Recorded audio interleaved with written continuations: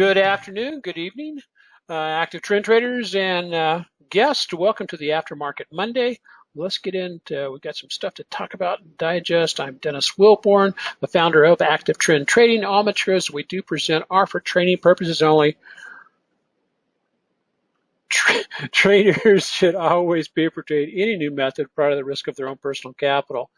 Past performance does not guarantee future performance.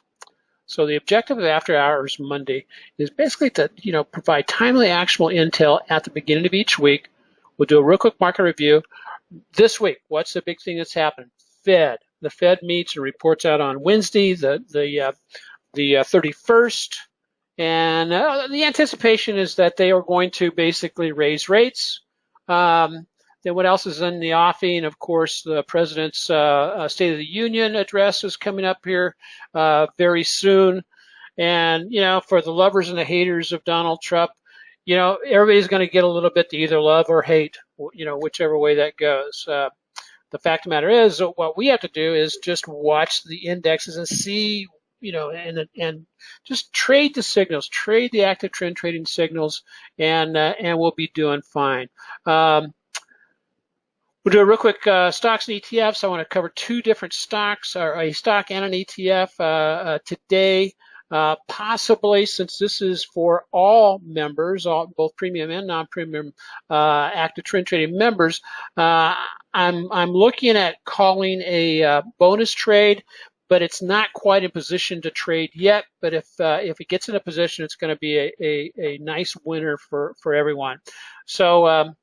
Here's some of the refinements we made in active trend trading as of the end of 2018. And we can, and I want to just show briefly a little hint of something that's coming down the line for premium members today as we take a look. So here's where we're sitting. We're up about primarily thanks to strategy number 3, and also we've been filling in with strategy 2 and strategy 1. We're up about 8.58%. I know some of you are up more than that in the individual strategies, and that's fine. But we're going the right direction. I'm got past the first month of the year, which is oftentimes a challenging month for me personally, and so I know that many of you have made some dollars on some of the trades that we've put out there, and everybody should be fairly positive moving forward into the end of the year. I want a reminder, if you have not signed up for this, now if you're a premium member, you're going to get this anyway, so please don't flood the sign up thing. But right down here at the bottom, these are the bonus trades that we did last quarter 2017. If you want to be included in the bonus trades portion, you must sign up and become an active trend trading member, not a premium member, because I'm offering these to both premium and the free newsletter members. But you have to fill out this form right here. Just go to that. You can pick that up on the when we post the video on this. I want to talk to you real briefly. Gold tends to, again, I want to look here at the seasonality objective on gold. Gold tends to hit a peak in the first part of February, which we're approaching very rapidly, and as may have already peaked, and then goes into a depression, if you will, or a pullback into the midsection of March for about let's say a 5 to 6 week period of time. This can be really a healthy reset, and what it does is it helps set us up for the bigger move in gold later on in the year. I'll show how this applies to our good old buddy J-Dust. J-Dust made a real heck of a nice move over the last 3 to 4 days. I don't think it's done. J-Dust, of course, is the inverse ETF for it's the junior gold miners, but it's the inverse of the gold miners. And so we'll watch that, and I'll show a chart of that coming up here shortly. Here's where we're sitting. S&P, are we at a climax, or we're either at a climax top or approaching one. But until further notice, just trade the pullbacks. Same for the Qs or the NASDAQ. IWM looks a little bit weaker than the other tracking indexes. We're showing some negative divergence on the daily chart. But it's just, it's kind of like it hasn't gone into a downtrend or anything. It's just showing some initial early, kinks in the armor. The thing that we have to remember that oftentimes it's IWM. It's the Russell 2000, the small caps that lead the index, either up and or down when it's time for it to finally turn around. So financials extended, wait for pullbacks. The biotechs, it broke out. It's got support on the SPSI BI at the 7230 level, but it is extended. It needs a pullback before you do anything on that one.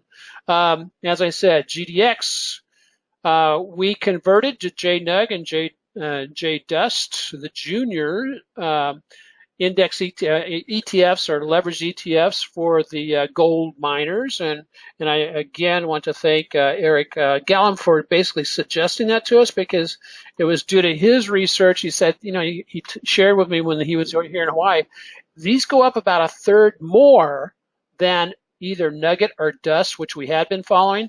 So, same effort to put in for the analysis, and if it goes up a third more, that gives us an opportunity to do what? Of course, make additional money. Now, I know, Eric, you've been trading both JDust and LABU. I think you were trading a little bit of, which other one were you trading there, Eric? But you were, TQQ? Okay, TQQ. Excellent. And so far, year to date, you're up a little bit over 30% for the year, yes? On just strategy 1. Excellent. And so Tesla looking for pre-earnings entry point, and I'll show that. We're going to look at that chart on Tesla, and then BABA is basically has earnings on the 1st of February before market opens. So what that tells us is if we have a trade on with BABA, and some of you may still be hanging on to some of those options that we opened up about a little bit over a week ago, just be aware.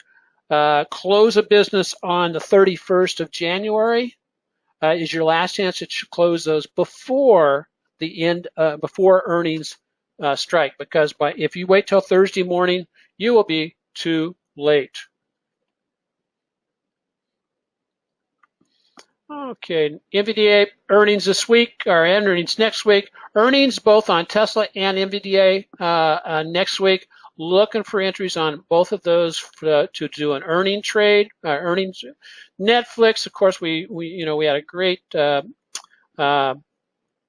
earnings trade on Netflix a couple of weeks ago. Netflix does definitely, right now just needs a pullback. I mean, Netflix is just become a beast. And then YY will have earnings coming up towards the latter part of I want to say latter part of February or first part of March, and it also is in, we need to pull back to a bounce area, and that's where things stand with all of those. Let's see what is next. Okay, stocks 19. Okay, pullback needed, but when? That's the big question. We're still following with strategy 1 and 2, 7 ETFs, the Netflix, Tesla, NVDA, YY, and BABA as our core stocks. No catfish special for right now. Although we may have a bonus trade coming up on JDust. Strategy 2. Okay, again, we're targeting somewhere between $500 to $1,000 per week on average, which means at the end of the month, I go and I divide whatever we have on strategy 3 by 4, and that'll tell us how much we average per week. But last week had a really great week in strategy 2, up about $1,690. And for the month, we're hitting about at the a little bit over $500 a week. And so my idea and my reason for doing strategy 2 is I want to provide our members and our friends an opportunity to generate some income. That is because sometimes you need to generate income because you need the income, but secondly, sometimes people just want to build up their account. They want to build up their capital so they'll be able to basically trade with greater margin or with greater amounts of funds. And so that is also a good way to do that.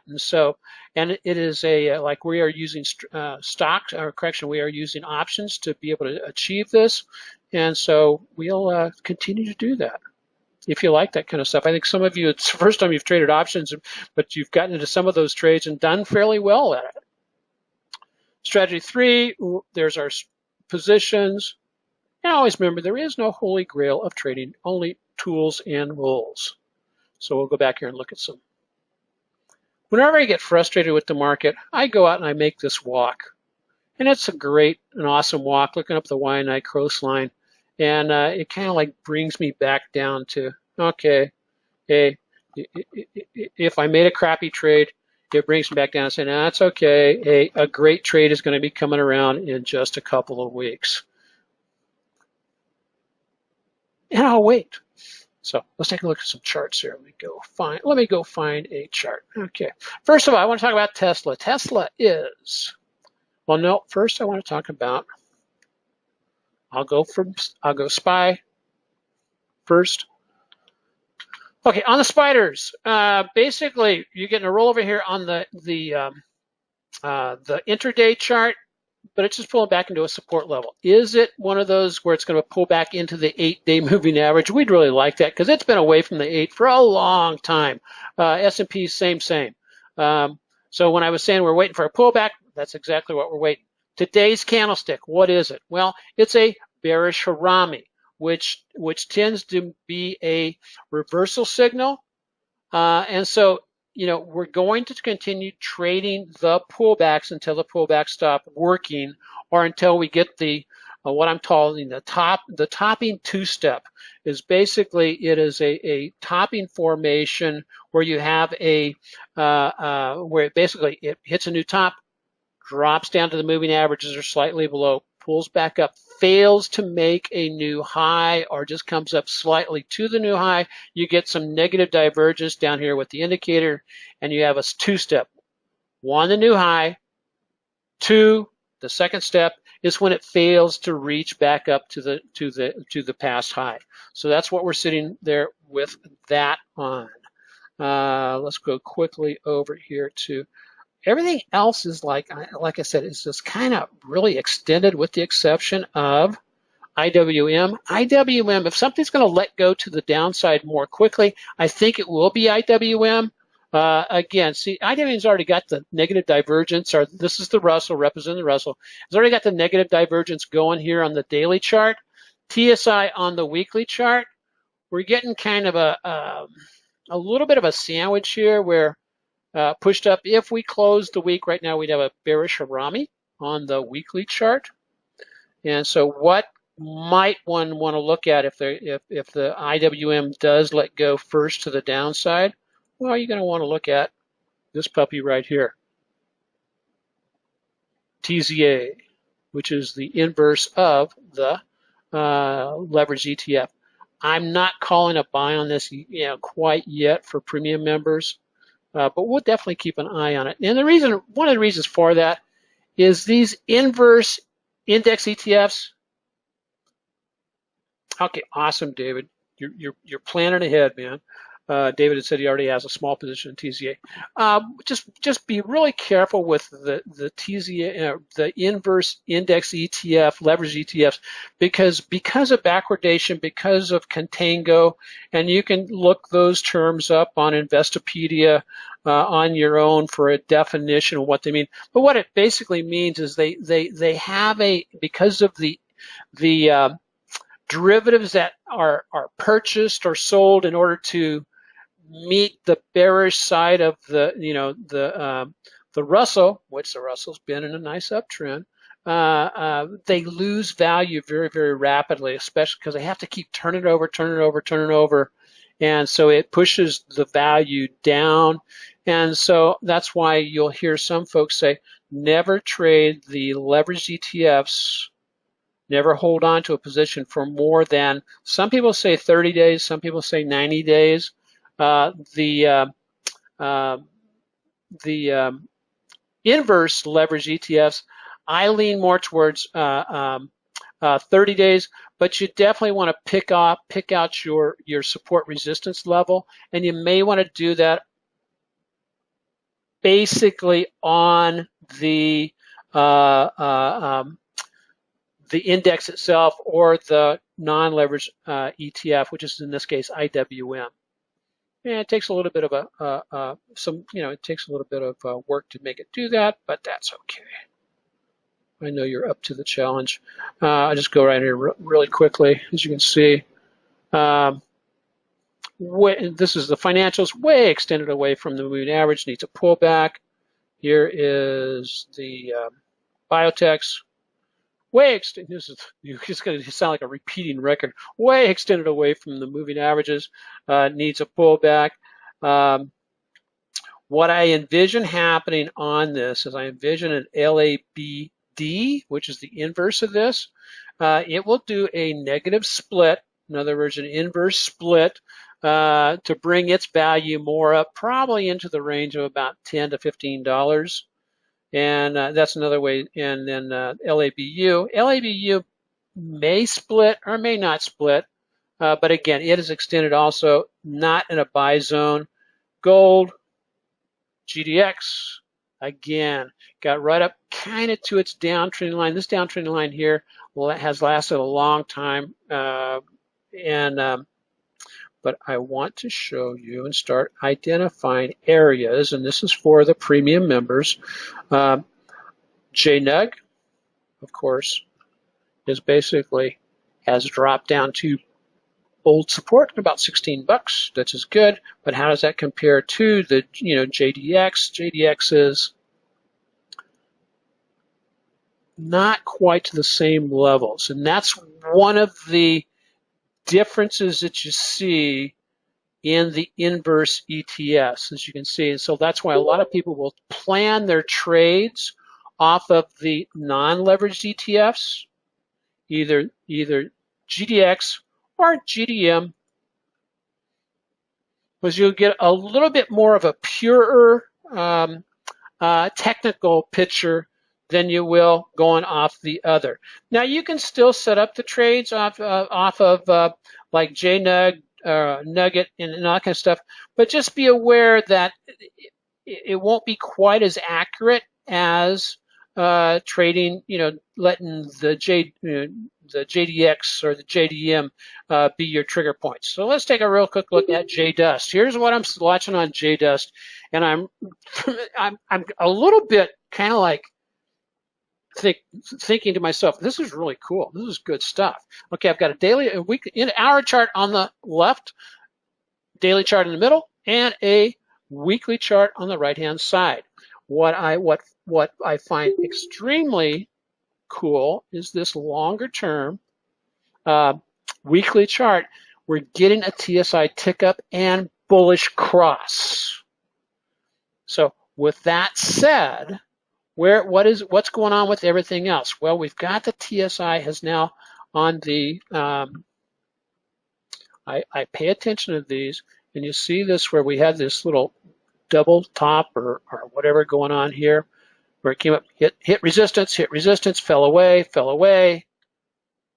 positive divergence, daily chart, and pow, we did a little bit of a breakout today. So didn't quite break above the zero line, but look what's going on. Nice new volume, that's good. And so what I'll be looking at is where might it, okay, this, now that we have broken out of this area, and this is what I wanted to just chat with everybody about real quick, is on the radar reviews for premium members, where we basically, there's some things set up on some of the charts, when it is appropriate, when we're down here and we're setting up these, I'm going to be drawing in these what I'm calling bounce zones, where you would anticipate either one of two things. We're going to either bounce up or we're going to hit it and bounce down. And what they are is old levels of either demand or supply and or support and resistance, however you want to look at it, where we'd anticipate this is where it should bounce. And so if I put this out, let's say you can define this level here. And as you can see, this level here, I'm defining because that's where we caught a buy, where it was a buy or the demand was high enough to, push prices up last time, got right back into that zone. And what did it do this time? It bounced. So when I can define it like here, when price action is like up here like this or up here like this, you will already have a roadmap that says, here's the projected bounce zone. What does that do for you as a premium member? Well, one, it lets you go ahead and plan some of your own trades perhaps. You can get some conditional orders in where when it gets down into here, I want to buy some.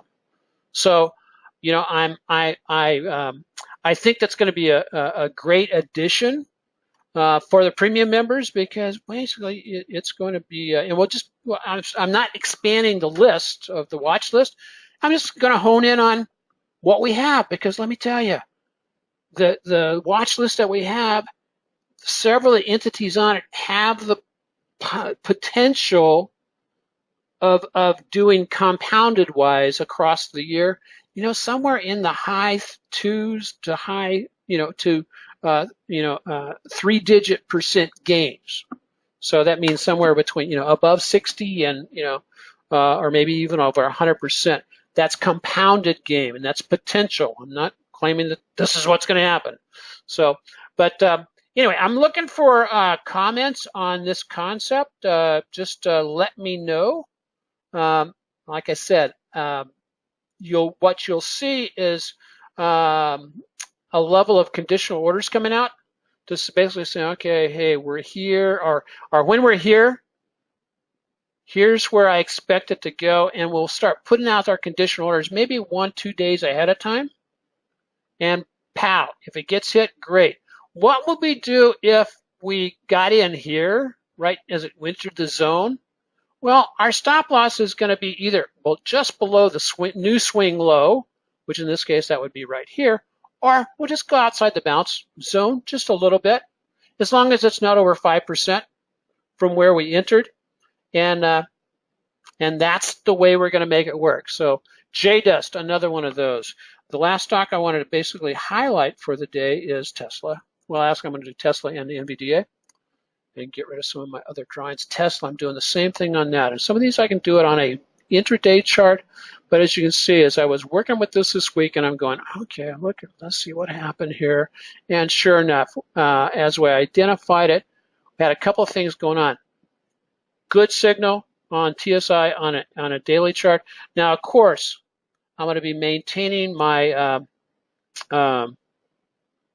my other signals over here, but I'm going to turn those more into proprietary type signals for premium members only.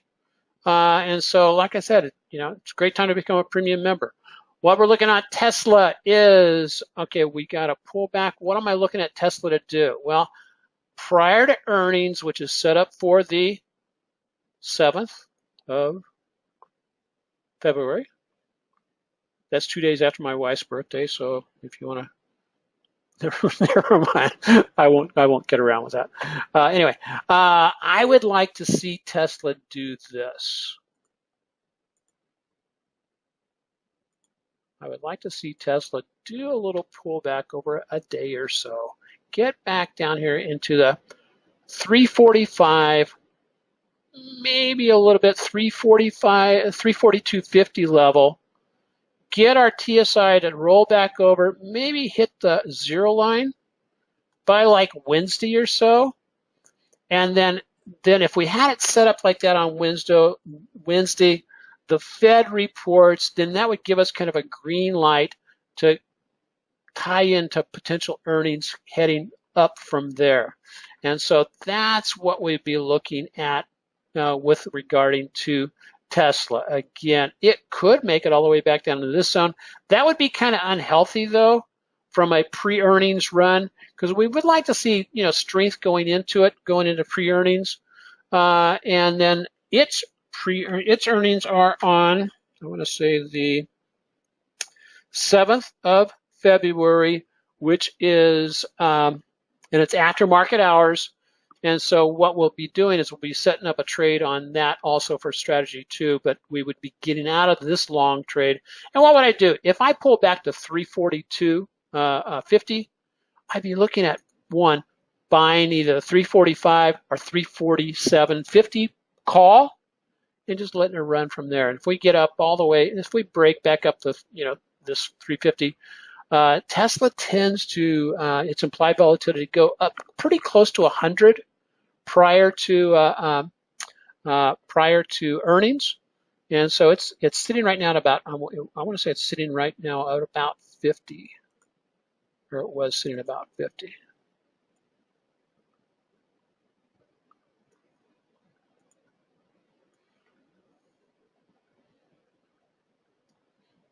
For next week.